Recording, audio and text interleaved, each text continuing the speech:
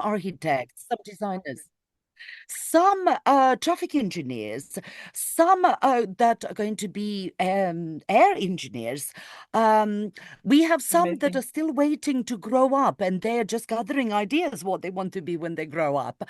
So it's quite a lovely mix. Aren't we We all? have That's not Oh, related don't to we all? age. That's right. I love you for that. So we have our team in Novi Sad, which is mainly from the project, government project Serbs from the region. And we have the world in Serbia. So this is over 70 countries you probably Amazing. have listening to you. We will record it and we will share it with those who can't join us. So over to you. Please give a lovely loud clap. Woo! Jelena Radonjić. Over to Thank you, you. Jelena. Thank you so much. Just before I start, in the sort of slightly, thank you for the clap, Benjamin, everyone, welcome on board. In the WhatsApp message, I shared two links with you. One is my LinkedIn profile. So I don't know if you can perhaps put it in the chat box, Gordana. Do you have that in our WhatsApp? I will do that. Yes. Give me a couple of minutes. It will be on there. Sure. And then the Okay. second thing that I will ask you to share a bit Mhm. later, maybe 4 or 5 slides in, is the link to my career fitness quiz because I'd like to give everyone access to that. It's a free tool and it may be interesting for people to try it out, especially if you already have some work experience or maybe even considerable work experience and you're doing advanced studies and so forth, because it's closely linked to what I'm going to talk about today, which is how to make conscious career decisions with the ultimate goal, of course, of creating a happy life, happy work life, and life altogether. So look, I have about 35, maybe even 40 minutes of content. I'm happy to stay on a little bit after that to take any questions. If people have questions, if I can answer them, I'll do my best. But for now, let's crack on. So, as Gordana said, my name is Jelena Radonjić. I'm a career and leadership development coach, and I'll talk to you today about one of my favorite topics, which is about how to make conscious career decisions. The key emphasis here is on the word conscious, which is also one of my favorite words. So, to scare you at the beginning, not really, I'm just joking. I thought I'd share a little bit about the state of the world of work, which actually is not great at the moment. The entire landscape of work and careers and jobs, and particularly job market, is going through a lot of turbulence, which is the result of the geopolitical situation, economic situation, but also actually waves of transformation and redundancies in the corporate world around the world. So anyhow, just to set the picture in terms of what you can expect in the years to come, these things will obviously continue to be important and even intensify as challenges. We're looking here at major concerns of current workforce population. So this is a report by Gallup, State of the Global Workplace. It's relatively fresh from the end of 25. And what people cite across the world from a variety of industries as major concerns is number one, job security. So, in truth, there's no job security as we know it or as we may imagine it to be there. There's a lot of change and fluctuation all around. And obviously, with the advent of new technologies and AI and various economic and political pressures, a lot of organizations, particularly I'm talking here about the corporate sector, are delayering and making a lot of people redundant, which in turn is influencing overall work-life balance, which is something we all want to have, which in turn is then affecting people's or employees' mental health and well-being, because we're seeing now people who are doing work or jobs for 1.5 or 2 people instead of just one. So clearly there's a pressure to achieve and deliver more with less across industries, really. In that context, career progression and development is also becoming more difficult. Again, for those of you who have worked or are perhaps doing advanced studies and have some experience, you may have already faced either some barriers or perhaps successes. But generally, with the flattening of organizations, there's less room to move up. So again, this is something to consider for the future. Fair compensation and benefits, again, around the world, and this is primarily talking about private sector and corporates, but I would say also actually government jobs and civil service. We have experienced a downward pressure on compensation and salaries simply because due to the changes that we're witnessing, more and more people with skills are available in the job market. And that, of course, is driving the salaries down. So, not great, but do not despair. Things do change and they go in cycles.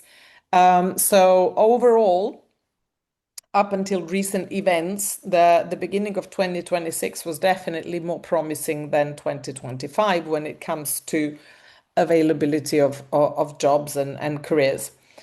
Furthermore, what else are people looking at when they're considering opportunities? Remote work flexibility. Again, for some of you who are perhaps studying to be doctors, dentists, psychologists, this doesn't look, well, psychologist is a different matter. This doesn't look as a, as an option right now, but in the future, who knows? With the advent of AI, that may change as well.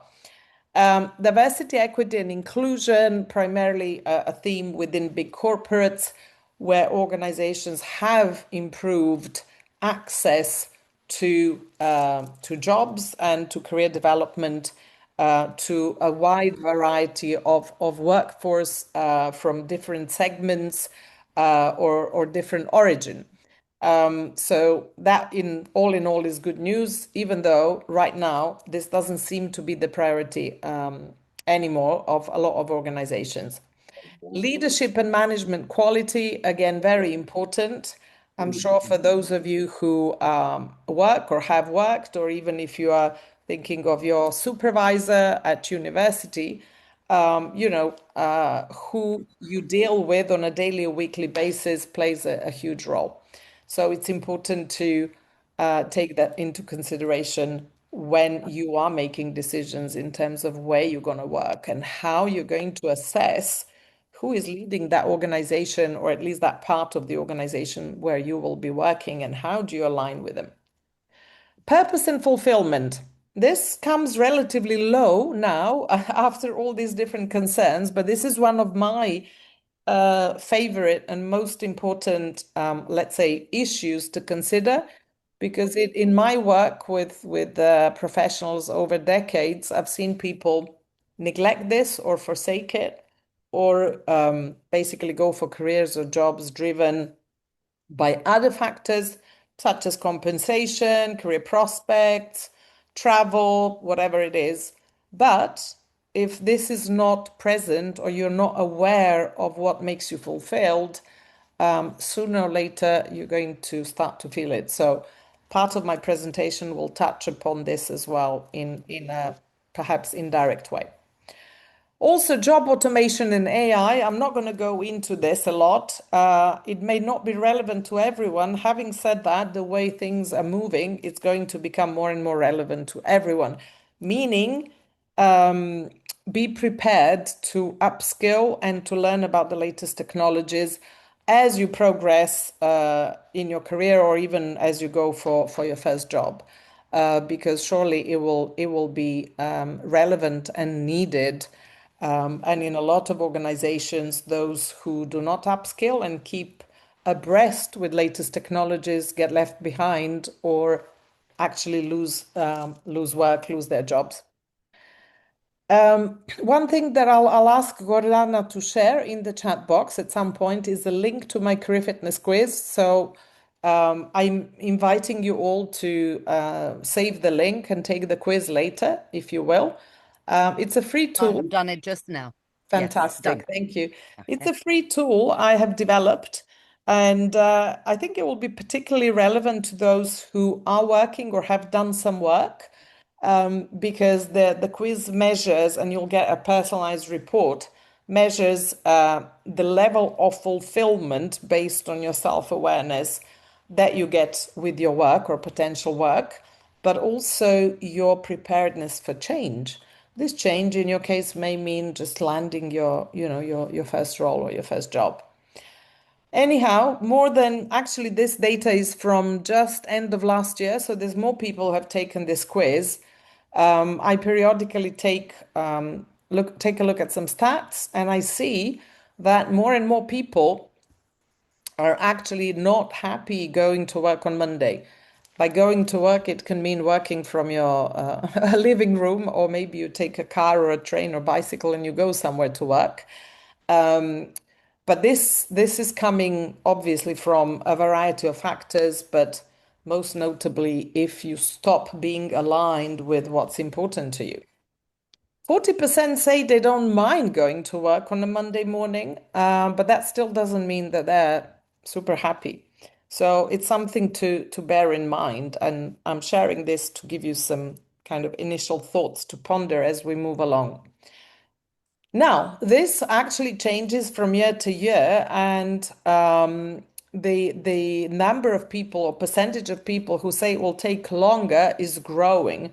This is now definitely over 60%. As I said, this is the stats from just end of last year, meaning that the job market or the world of careers in general is becoming more and more difficult to navigate. And as I said at the beginning, we're witnessing quite a lot of people in the job market who may be actually even quite qualified and experienced. Even on the sort of entry level positions or graduates, and I speak here about the UK and Europe, um, they actually also find it more difficult to land their first job because the competition is really intense. So, in any case, have a look at the quiz, take it, see what you get and what that can give you in terms of, being able to prepare more specifically for what you want in the future. So, Gordana talked a little bit about me. Who am I? I, first of all, to say I've always been very passionate about the world of work, careers, and generally how we self-actualize through work. In other words, how do we find meaning in work? How do we do work that we love or at least like? And how do we build our personal life alongside our professional life? Because they're very, very connected. So that made me land my first role actually in recruitment. I was never a headhunter or a recruiter, but I worked with a number of organizations bringing together companies and candidates from around the world. I started my career in Tokyo, in Japan, many, many years ago, decades ago. And after 4 years, I moved to the UK, where I've been now for more than 30 years. But I've always worked with both candidates or applicants, as well as companies from all corners of the world, but let's say Asia, US, and Europe as kind of the main segment. I also worked in, it says here, business education management, meaning my last full-time job before I started to work for myself as a career coach was working for a company, QS. Actually, I can recommend some resources from them, QS Quacquarelli Simmons. And my work there was also linked to recruitment, but it was about identifying top masters of business administration and masters candidates for top business schools and matching them through events and pre-arranged interviews. So it was again kind of recruitment, but for higher education and executive education. The company that I mentioned, QS, they publish world university rankings. So if you are a student currently, if you are considering particularly going for masters, or MBA, which is a Master of Business Administration, and generally any advanced education, I suggest that you look them up, qs.com. You'll find a lot of useful resources there. I trained and qualified as a coach. Alongside my corporate career, I also did a lot of personal development work, transformational coaching. I worked with some thought leaders, gurus, whatever you like to call them. But generally, all of this helped me distill my approach, where I support individuals both with their mindset, primarily clarity and decision making, which we're going to talk about in a minute, alongside the sort of careers commercial side, where we work with very specific career tools to help them identify what's best for them, what is that magic sauce that is right for them. I've been doing this for more than 9 years. I helped a lot of professionals around the world, mostly in recent years, mid-senior and senior professionals. However, as I mentioned, I did work in graduate recruitment at the beginning of my career. And even as I started coaching, for a while, I was coaching uh, early career professionals, those who were just looking for their first role, or let's say were on to their second stint. I speak, as you can see, and here I also write.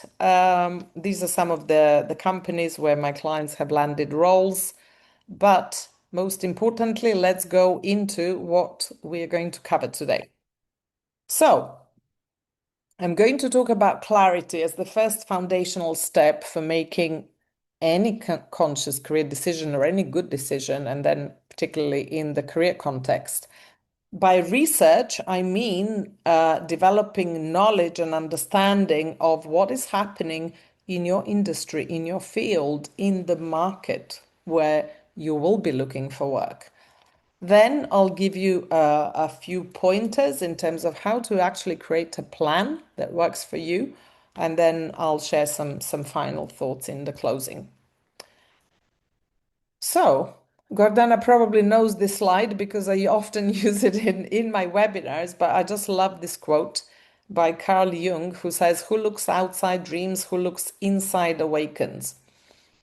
It means that basically, simply said, you really need to know and understand yourself in order to be able to build a fulfilling and successful work life.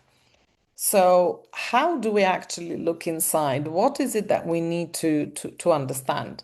As for looking outside, also important, and it's not just about dreaming, but it's about that research part that I mentioned. So, both parts are very important, and I'll talk you through them.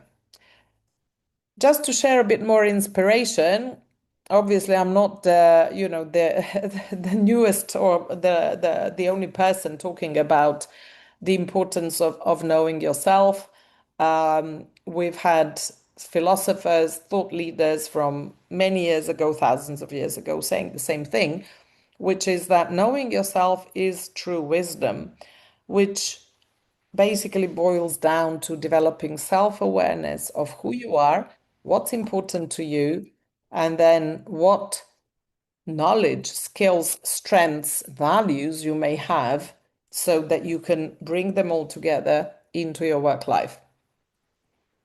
So, starting with values, when I talk about values, I actually talk about non-negotiables. So, what does that mean? It means, for example, I can give you a question to ponder. What are the top 3 things or top, I don't know, 5 things that I have to have in my work life so that I'm happy? So I invite you to think about that and maybe make some notes for yourself.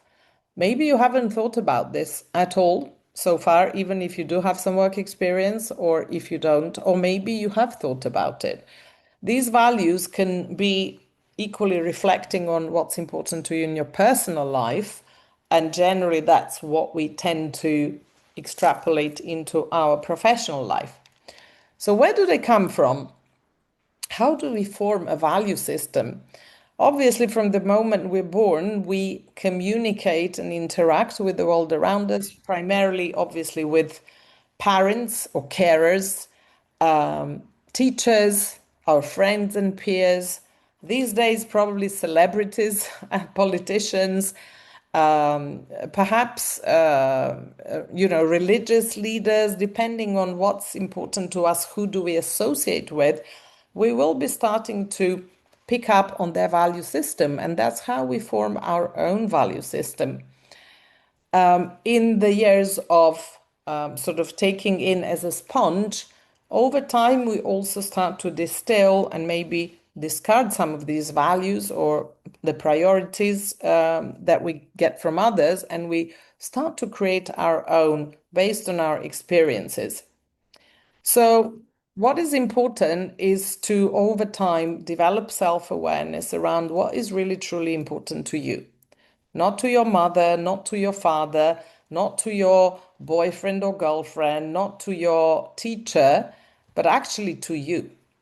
So that's a process that we all go through over a period of time, but it is very helpful if you start this process earlier rather than later. I've seen many professionals in their 30s, 40s, and even beyond who haven't done this work, and then after a while they end up in an industry or in a role or in a life that they don't want, and then they wonder, why has this happened? To give you an idea of what people actually think about when it comes to work, this is a selection from about 70, 80 client forms that I pulled together a while ago. So essentially, we all want similar or same things, but perhaps in a different order. So for someone, it may be very important to have fairness and equality at work. For others, it will be impact. I hear from a lot of professionals, I want to see the impact of my work. I don't want to be just, one small cog in a wheel. For some people, purpose is very important, like which links to impact. Like, what is the meaning and purpose of my work? How does it impact on the world? Am I doing something that's helping XYZ or not? For some people, it is more about compensation, benefits, the perks they will get through their work, maybe even prestige and status. There's no right or wrong. What is important is that you know what's important to you. Okay. Work-life balance is somewhere here, recognition, collaboration, integrity, inspiring leadership. I already mentioned this at the beginning, meaning, having people in the organization or in wherever you work who can inspire you to be your best self and to really produce and deliver the best results. Transparency, teamwork. A lot of people say it's super important to me, my colleagues who I work with, how do we get along? How do we thrive together? There's nothing more exciting for me than, when we do something as a team and we succeed. So some of these are here for you too. And by the way, you'll be able to get the recording of this if you want to review it. But some of these may be some of the values that you share, or perhaps you may have some other ones that haven't made it to the list. But in any case, I invite you to think about the 3 or 4 things that you think are really important to you. In other words, if you don't have them, you're not going to be happy, or you're not going to work in that role or in that industry or in that organization. Once you have some clarity around values, obviously, what's also important to know is your strengths, your natural strengths and affinities, inclinations, like what comes to you naturally, what are you good at? We're all different. We have things that come easier to us than some other things. So you need to be aware of, what comes to you naturally, but also what interests you. Ideally, you need to have a high level of interest in your work, and you need to be able to like it or ideally love it. And that's how you're going to build skills and expertise around the strengths which feed into this work. These are some of the questions that you may even be asked at an interview, for example, by a recruiter or interviewer. But these questions are meant to extrapolate or elicit what is important to you, what kind of work excites you and gives you energy. Tell me about an activity in which you immerse yourself and you forget time. This means probably something that you're very, very interested in and passionate about. Right. Now, we may have some natural strengths, affinities, inclinations, things that come to us naturally as talents as well, of course. And then if we build on them, we build skills. So skill essentially is a learned competence. It is an application of knowledge in practice, in real life, that you can use to perform well in a job or in a career. Transferable skills, a lot of people talk about these. These are generally skills that you gain in one type of work and you can take with you to a different type of role or different organization or even an entirely different industry and career. What are soft skills versus hard skills? Soft skills, actually, despite or maybe even because of the advent of artificial intelligence, it looks like that soft skills are ever so important, getting to be even more and more important, meaning human skills, how you communicate, how you articulate, how you influence, how you build relationships. Are you good at teamwork? Are you good at leadership? Basically, they're rooted in emotional intelligence, very simply speaking. Hard skills are the learned skills.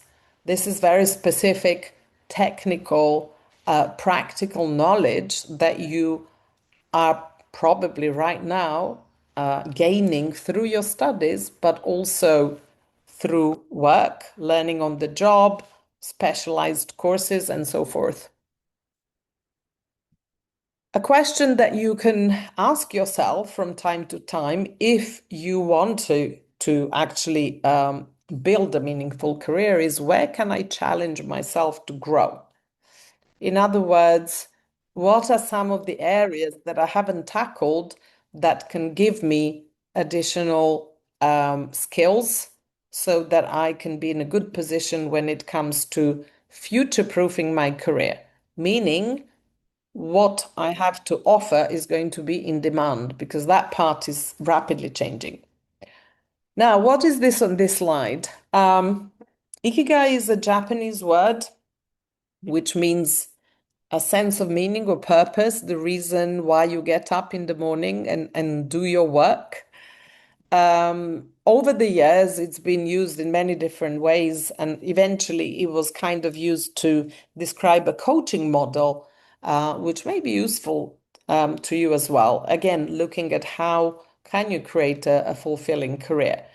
First of all, look at, are you doing something that you love, or ideally at least like? I know it's not very easy to choose your life trajectory at the age of 18 or 16 or 20. We change, we grow, we may think, this is what I'm going to do. We listen to others. I remember as well with the choice of studies, I almost went to study something that when I really looked into it, I was like, oh my God, no, this is really not for me. I would be so bored. I don't want to say what it is, but it just doesn't suit me. Equally, and by the way, I studied languages, which probably doesn't mean anything because most of the stuff I learned on the job. And then I obviously, for coaching, I trained and qualified. But I definitely did like what I was studying, and it brought me closer to people, which obviously is very relevant to working with people in recruitment, in careers, and so on.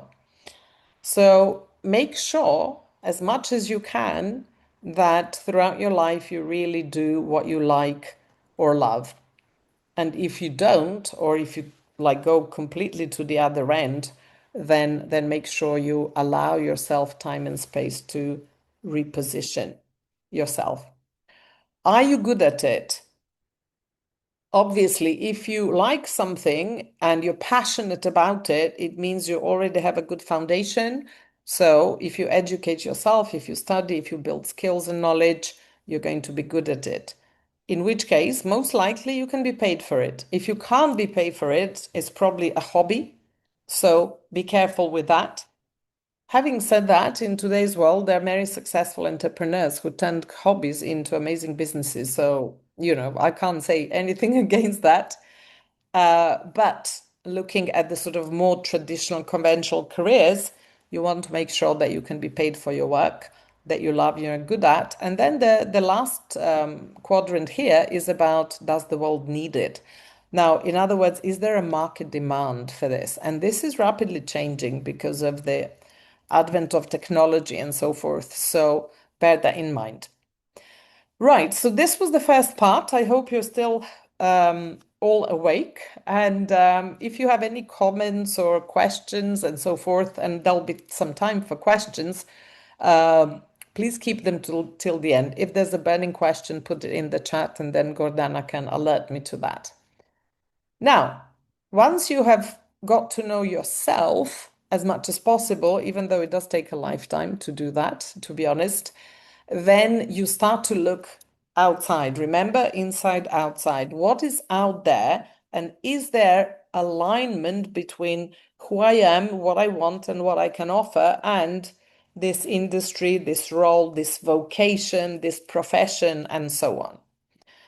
So, one of the things, here's an acronym for you that you also need to take into consideration, which is looking at the bigger picture. The acronym is PEST, which stands for Political, Economic, Social, and Technological influences an overall situation. So if you really want to think longer term about your career, you need to be aware really of what's happening in the world, particularly with your industry, with your vocation, politically in the region where you plan to live and work. And then, of course, what are the changes in the economy, both globally and regionally, locally, where you are? Because all of that is going to influence incredibly the availability of work and jobs, as well as, how you decide to pursue what you're after. Social, of course, very important and interesting. In my career, I also helped many, many people transition from various parts of the world into like other geographies. In other words, international mobility. So this is also very important, particularly for you who are now studying abroad and perhaps planning to develop your work life and your career abroad. And a lot of people these days actually move, and not just from one country to another, but many times over. Technological, it's all about, as I mentioned, being able to upskill, to update your skills, to make sure that you know what's happening in the world and what you need to do to stay at the forefront. Specifically for career, it is about what is the job market like for where you are planning to work and for your industry and type of work. What's happening in your industry? Who is hiring? Who is firing? What are the hot skills? What is in demand? And also, what appeals to you and matches both your requirements, remember the values, the non-negotiables, and their requirements. In other words, whatever their job specification is asking from you. So, as a minimum, I suggest you do this and you do it over a longer period of time. This is not something you do from today to tomorrow, okay? Now, once you have clarity on what you bring to the table and what's important to you, and clarity about the external world, at least to a certain extent, and a very good way to do the research, which I didn't go into right now, is not just doing online, but it's actually talking to people, talking to your peers and colleagues, to people at university or, your teachers, talking to people in the industry, making connections, being out there and actually gathering this information over a period of time. So, what do you need to think about? First of all, you need to know what you really truly want, which sometimes is more difficult than we imagine. Bearing in mind that what do I want may change and will change over time. But for right now, from this starting point, you need to have an idea what it is that you really want when it comes to your work life. What is your long-term goal? Some people are very fortunate that they have a vision. They're driven and they have kind of very, very clear idea of how they want to, see their trajectory, their career pan out. Majority of people are not that clear. And then there's also people who are absolutely unclear and who may be drifting and shifting and trying one thing and another. There's nothing wrong or bad in any of these scenarios. But the point is that you start to think about it and research and start to get some clarity. Also, what is your immediate goal? Like for 2026, what is your goal? When it comes to your career, maybe it's to graduate and finish your studies, maybe it's to get your first role, maybe it's to get an internship, maybe it's something totally different, get a scholarship for next lot of studies. I don't know, but you do need to know. SWOT analysis, probably Gordana can tell you more about this, so I'm not going to go into this, but it is really looking at strengths, weaknesses, opportunities, and threats, both in terms of where you are and how you're positioned and your goal and how you're going to reach it. Also, urgency and time frames. When do you want to step into that career? Is it this year? Is it in a few years' time? Maybe you planned for that to have happened already, but it hasn't happened. So all of this is a lot, right? This is like our life's work. It's serious stuff. But if you start to feel overwhelmed, I suggest you break it into small action steps and ask yourself, what can I do now? Like, what is the one thing I can do now? And then do that thing, and then you can start to build from there. How can you actually figure out what's best for you? Again, this model is pretty generic. I use it mostly for corporate types, let's say people working in corporations, but that can be anything from engineering to health and healthcare to financial services to all kinds of things, and government organizations and NGOs and so on. But generally, you need to think in this way, like a funnel. First of all, industry or segment, let's say, of the work landscape or society. What is the industry that interests you? Some people are industry agnostic and they say, oh, I just want to, crunch numbers. I don't care if I work for a tobacco company or for a healthcare company or for a bank. And that's perfectly fine if that's their choice. But it helps to know what industries appeal to you, or are you building a specific kind of well-defined expertise, which is industry agnostic. A lot of people come to me, and I hear this a lot, who really want to work in specific industries, or rather in industries that align with their values, industries that promote sustainability, that fight climate change, that promote renewable energy, um, impact or ethical investing. So there's so many different things happening in the world, but you need to figure out, obviously, what appeals to you. And then within that industry or segment, what are the companies or organizations that interest you, that you may admire or follow or read about or connect with? And then the role. What is the role? If you're just starting your career, probably it's going to be an entry-level position, but maybe not necessarily so. Maybe you've already built your expertise and you're doing a PhD or postdoc. I've had clients with that level of expertise, in which case it's very important. For those people, for example, maybe the choice between academia and private sector. Or is it research, or, is it research aimed at serving the private sector, and so forth. And then finally, you. Like what, how are you in relation to all of these? Now, this question is for those of you who are thinking of studying more, meaning doing advanced studies, whether that's specialized courses, masters, MBA, PhD, postdoc, or anything in between, diploma, and so forth.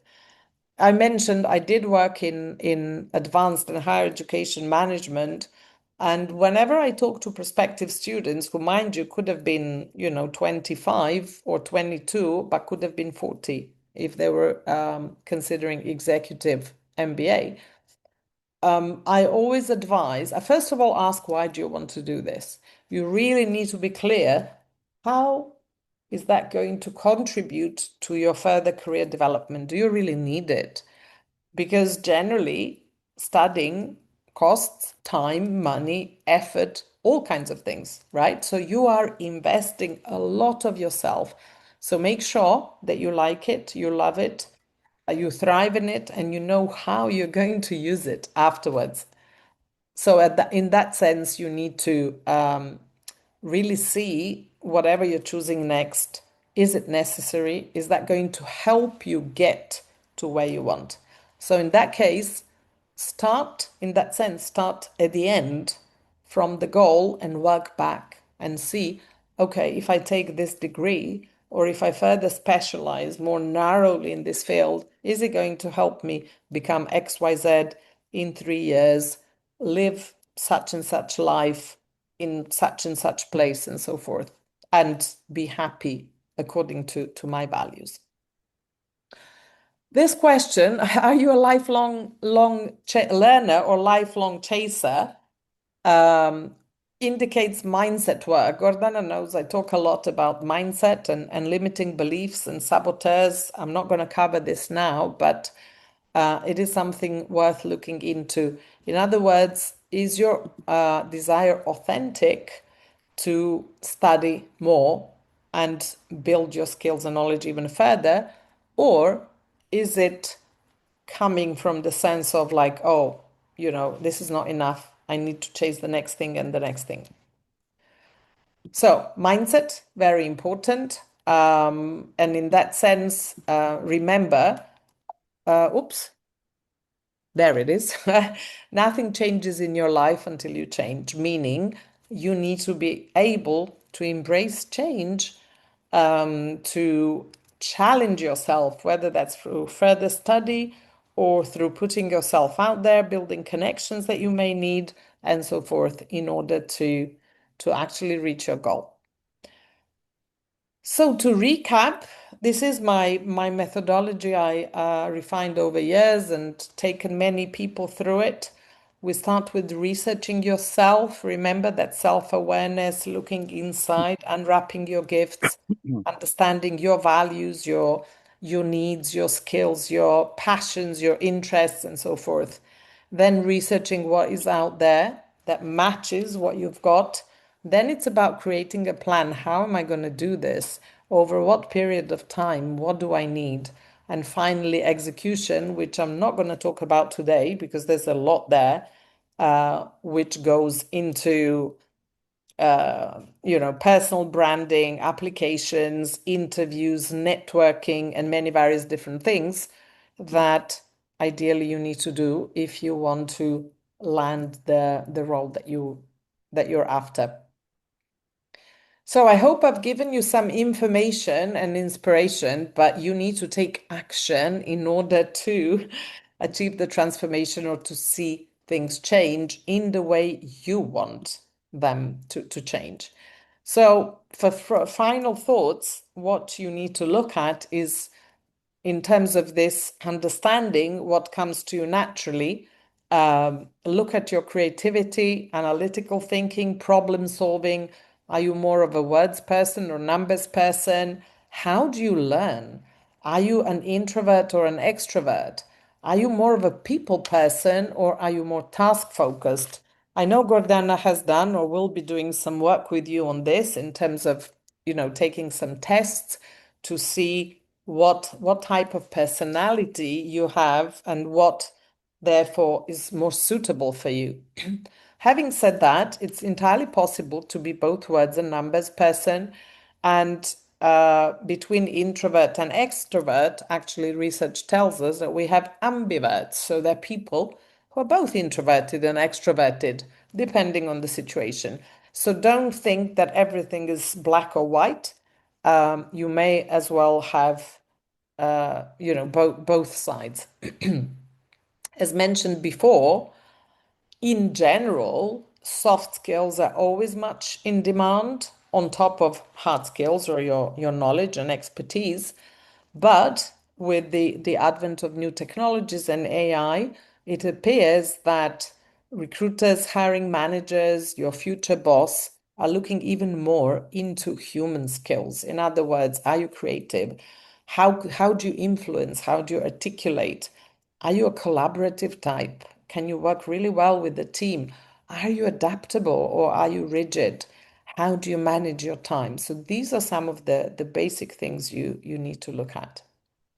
So to recap this, essential for you to be successful is you need to know where you are right now, but also have a sense of the direction, of the vision of where you want to get. Because if you don't have this clear vision, like Alice in Wonderland, I think she asked, was it the cat? I forgot who the conversation was, not with the rabbit, with the cat. She said, I don't mind where I go because she asked for directions and the cat said, well, where do you want to get? And she said, I don't quite mind. And the answer was then, well, you'll surely get there, meaning you'll get somewhere, anywhere, but it may not be where you really want to go. So you need to have a sense of vision and direction of, to sort of what future you're moving towards. As a recap, this is my last slide, and I think we're probably almost to an hour. Know yourself, make sure you develop this self-awareness over a period of time. Be curious about yourself and others. Never compromise your core values, ideally, meaning if something is non-negotiable, honor that because sooner or later, if you don't, it's going to bite you in the back. Be aware of your natural strengths and then you build your skills on them. And of course, interests and passions help that you approach this work with passion and with enjoyment. Openness and curiosity, very important, whether you're creating new connections or learning about new industry or the state of the world. And then mindset. Be able to embrace learning, whether it's a success or a failure. And in the end, I put here, love what you do and your life will love you back. Often they say when you do what you love, it doesn't feel like work. I can say that that is true, probably 90% or 95%.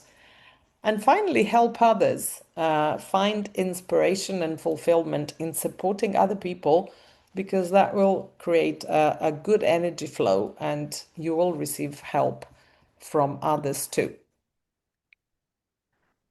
That's it from me.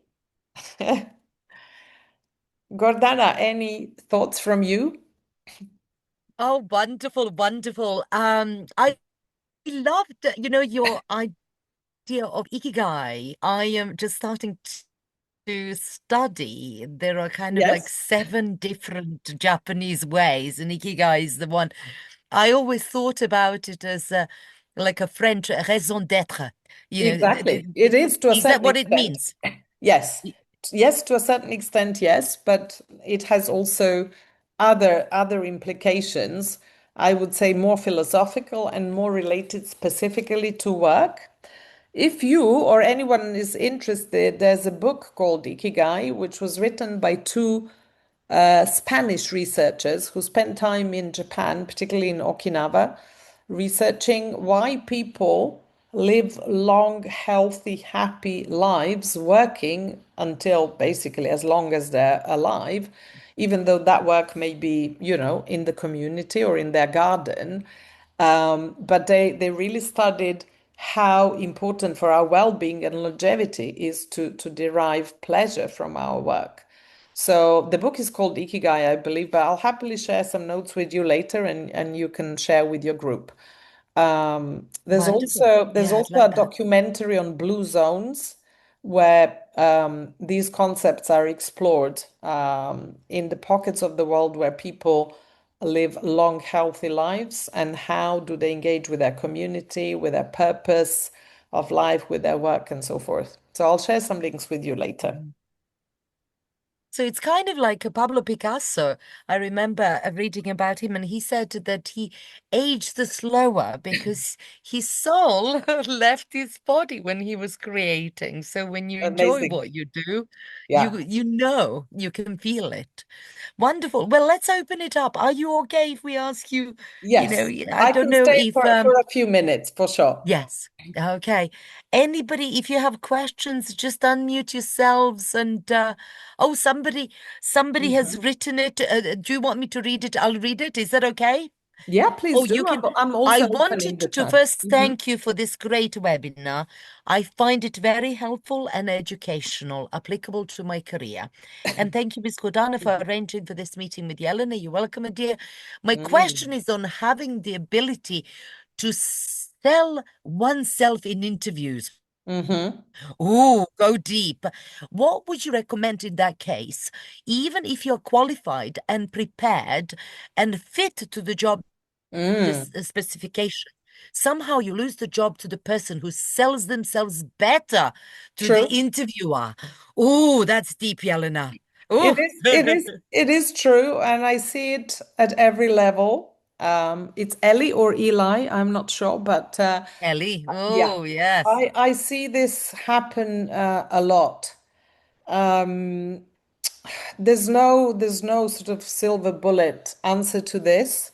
I would take you back again to mindset and clarity and self-awareness. In other words, what you believe about yourself will be projected outward. In other words, if you are confident and comfortable with who you are, that's going to come across. Of course, for interviews, you need to prepare, you need to have the knowledge, the understanding, to understand the values of the company where you're applying and so forth. But it is really important to be able to project confidence when you give answers. There's tons and tons and tons of resources on interviewing. I have some. If you reach out to me via email or LinkedIn and just say that you are on this webinar, I'll happily share something. But also, you can find a lot of stuff online these days. There are also people who specialize in interview coaching. I do that as part of my program, but I don't do just interview coaching. But finally, on a closing note, I would just say don't give up. Make sure your mindset is okay and you're able to learn from every experience. Which, having said that, again, is not always easy because you don't even get feedback always on around why you haven't passed to the next stage or whatever it is. But it really is important to keep going and to keep learning. I can take one more question and then I'll have to run. Oh So, gosh, there are two hands up. Everybody's putting their hands up now. Oh, well, I see Mo. Mo, oh, he mhm. is the vice president of the student parliament. Shall we hear from him? Yes, Okay, sure. Mo, go ahead. All right. Thank you very much, Jelena, for the session. It was Pleasure. exciting and very, very educative for me. And I want to thank you very much for Thank coming you. today. We've been looking forward to having you. And thank you very much, Gordana, for making it possible. And I'm happy the session has been recorded, so we will share with our colleagues to also benefit. The question I have is, if you look at our community, we have a lot of young people who are from different jurisdictions, and they Mhm. are in Serbia. And majority of people, if you talk to people around, would want to immerse themselves into the new community, into the new country. And there's language barrier, there's cultural barriers, there's a lot of nuances that are in here. And so even if someone is capable, the person has the right skills, very confident, and perfect for some opportunities, but because of the cultural shift, because of the many barriers that are impeding the person's progress, what would you say to people like us who are trying to meander our way through different jurisdictions? You are someone who's probably traveled around the world, and how best to do some of these things. Thank you. It's a wonderful question. Again, that in itself could be another webinar. Look, the attributes that you mentioned while you were describing the community and yourself, I would just say lean into that. Use your confidence, be approachable, communicate with people, create connections. I know that a lot of people in Serbia do speak English, so the language barrier shouldn't be as difficult, particularly if we're talking about socializing and building new connections. If it's specifically, if you're asking around how to find work and how to, handle these barriers, this obviously takes time, but I would say immersing yourself in the culture, making friends, creating connections, taking every opportunity to practice both the language and whatever it is that you're studying and doing, not being shy will definitely help. Very quickly, I can only speak from my own experience. I studied at university English and Japanese. That was a very, very long time ago. And it was the first time that Japanese and Chinese language department was established at Belgrade University. So we had very, very modest conditions in which to study. And, it wasn't easy, particularly because it was a totally different environment. It's not like you meet a Japanese person in the street and you can converse with them. But we did have some opportunities to meet with, sometimes people from the embassy or from the Japanese school for kids and so forth.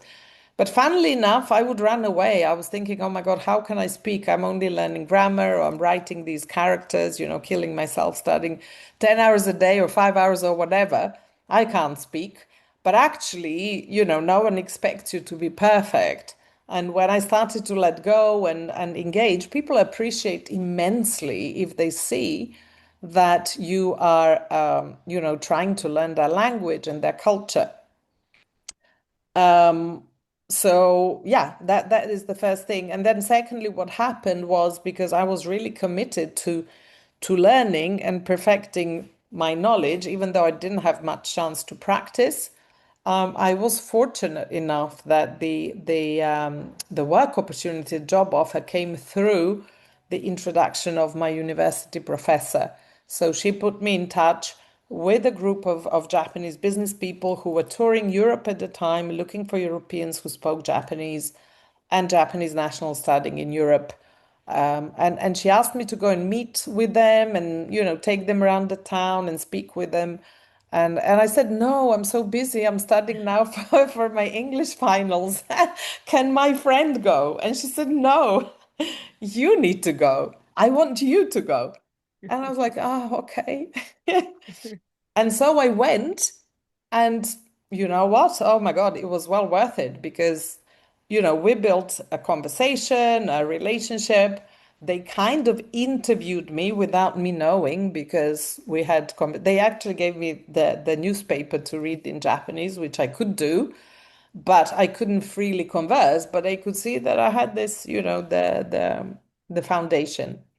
Anyhow, following that, I went to London to a careers fair where I interviewed with a number of companies, and I asked specifically to interview with them, which again, now this means I'm being more bold, I'm being more proactive.